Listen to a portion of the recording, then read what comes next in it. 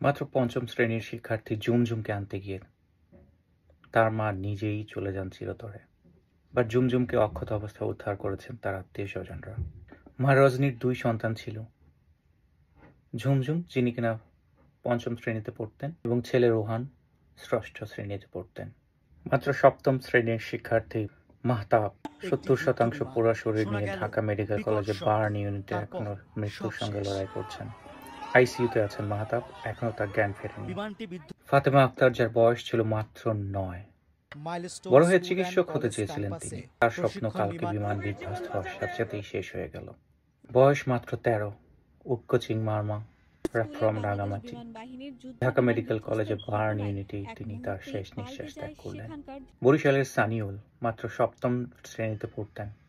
হাজার হাজার কোমলমতি শিশু সকালবেলায় স্কুলে যায়, অনেক স্বপ্ন থাকে তাদের বাবা মা, বাট দিন শেষে তাদের মুখে এই ধরনের বিভৎস বর্ণনা শুনতে হবে এটা কেউ আশা করেনি।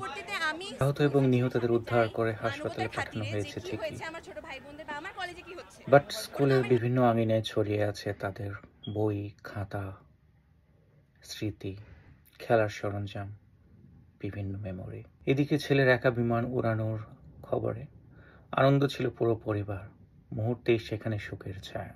নিজের পুরো দেহ নিয়েই তার নিজের শিক্ষার্থীদের বাঁচানোর জন্য শেষ সামর্থ্য থাকা পর্যন্ত তিনি লড়ে গেছেন।